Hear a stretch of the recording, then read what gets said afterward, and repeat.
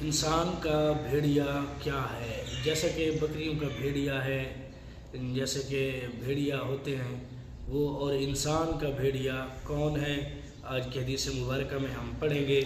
اور اس کے ساتھ ساتھ سب سے بڑی جماعت کون سی ہے، یعنی آج کے دور میں سب سے بڑی جماعت کون سی ہے جس کو پکڑ کر انسان کو جو ہے رہنی چاہیے، جماعت سے دور نہیں ہونا چاہیے، اور جماعت سے کیوں دور نہیں ہونا چاہیے، اور کون سی جماعت جو ہے جنت میں لے کے جائے گی جس پر انسان عمل کرے۔ تو آج کی حدیث مبارکہ میں ہم یہ سب کچھ پڑھیں گے، تو بغیر وقت ضائع کیے شروع کرتے ہیں۔ نحمدہ و نصلی و نسلم علی رسولہ الکریم، اما بعد فاعوذ باللہ من الشیطان الرجیم، بسم اللہ الرحمن الرحیم۔ مولا صلی وسلم دائما ابدا علی حبیبک خیر خلق کلہم۔ قرآن و سنت کو مضبوطی سے پکڑنے کا باب جو ہے چل رہا تھا، دوسری فصل کل ختم ہو گئی تھی، آج جو ہے تیسری فصل شروع کرنے جا رہے ہیں۔ حضرت معاذ بن جبل رضی اللہ تعالی عنہ سے مروی ہے، فرماتے ہیں کہ حضور علیہ السلام نے فرمایا کہ شیطان آدمی کا بھیڑیا ہے، جیسے بکریوں کا بھیڑیا الگ اور دور اور کنارے والی کو پکڑتا ہے، تم گھاٹیوں سے بچو، جماعت مسلمین اور عوام کو لازم پکڑو۔ یعنی انسان کا بھیڑیا جو ہے شیطان ہے، جیسے کہ بکریوں کا بھیڑیا ہے، تو اسی طرح شیطان بھی انسان کا بھیڑیا ہے۔ جیسے بکری بھیڑیے سے ڈرتی ہے، اسی طرح انسان کو بھی شیطان سے ڈرنا چاہیے۔ فرماتے ہیں کہ شاذہ وہ بکری ہے جو اپنی ہم جنسوں سے منتقل ہو اور گلے سے دور ہو، اور قاسیہ وہ جو منتفر تو نہ ہو، چرنے کے لیے ریوڑ سے الگ ہو جائے، ناہیہ وہ جو ریوڑ سے الگ تو نہ ہو مگر کنارے چلے۔ خلاصہ تشبیہ یہ ہے کہ دنیا ایک جنگل ہے جس میں ہم لوگ مثل بکریوں کے ہیں، شیطان بھیڑیا ہے جو ہر وقت ہماری طاق میں ہے، جو جماعت مسلمین سے الگ رہا شیطان کے شکار میں آ گیا۔ یعنی دنیا ایک جنگل ہے، ہم اس کی جو ہے اس جنگل کی بکریاں ہیں، اور شیطان جو ہے ہمارا بھیڑیا ہے۔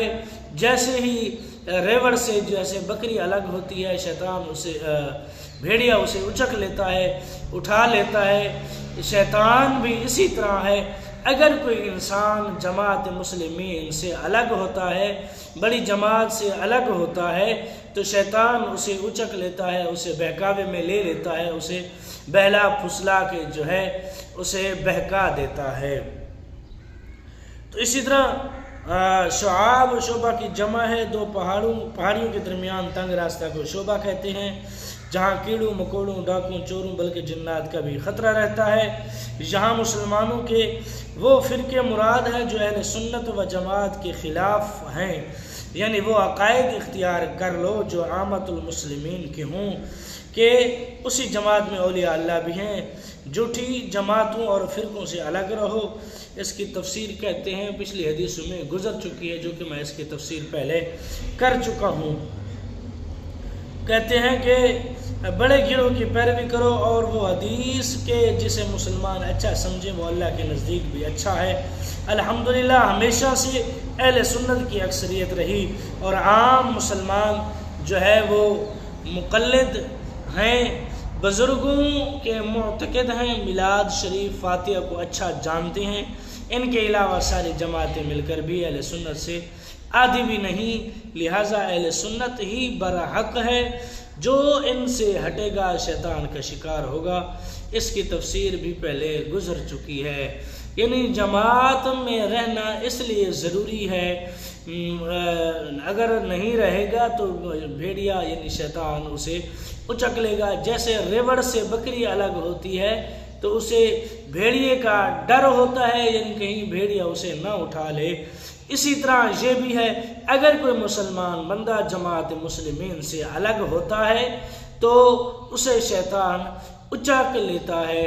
اب ایک بات بڑی اچھی اور بڑی ہی بہترین ہے، قابل غور ہے کہ جو لوگ کہتے ہیں ہم اللہ کے بندے ہیں، ہم کسی جماعت سے نہیں ہیں، ہمارا کوئی تعلق نہیں ہے، یہ جو فرقے ہیں یہ مولویوں نے بنائے ہوئے ہیں، تو آپ خود سمجھ لو اس کا عقیدہ کیا ہے، کیا وہ کسی جماعت کے ساتھ منسلک ہے یا نہیں۔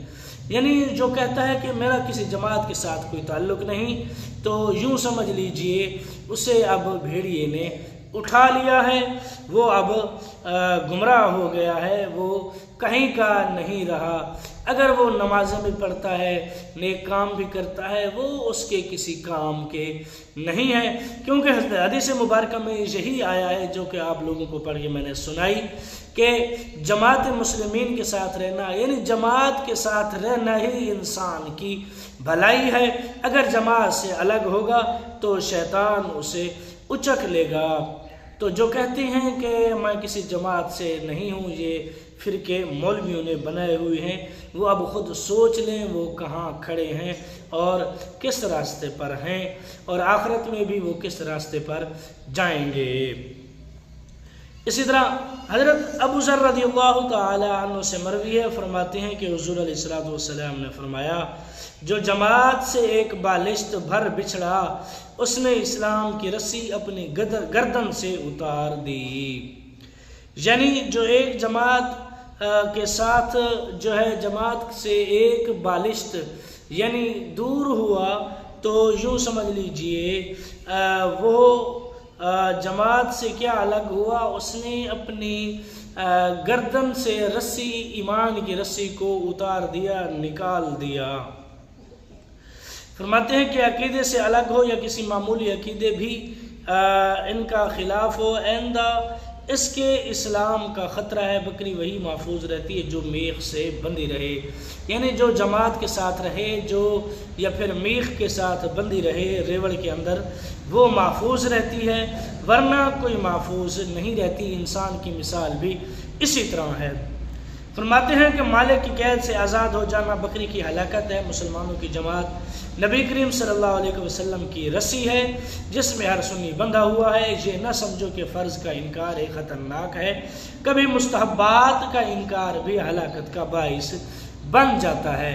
یعنی کبھی کبھی مستحبات پر بھی عمل کرنا لازم ہو جاتا ہے، کبھی کبھی اگر فرض بھی چھوڑ دے تو بہت ہی خطرناک ہوتا ہے، اور اس کے ساتھ ساتھ مستحبات کا انکار کرنا بھی کبھی کبھی ہلاکت کا باعث بن جاتا ہے۔ جیسا کہ سیدنا عبداللہ ابن سلام نے صرف اونٹ کے گوشت سے بچنا چاہا تو اللہ تبارک و تعالی نے ارشاد فرمایا یا ایھا الذین آمنوا ادخلوا فی السلم کافہ ولا تتبعوا خطوات الشیطان، اے ایمان والو اسلام میں پورے داخل ہو جاؤ، شیطان کے قدموں پر نہ چلو۔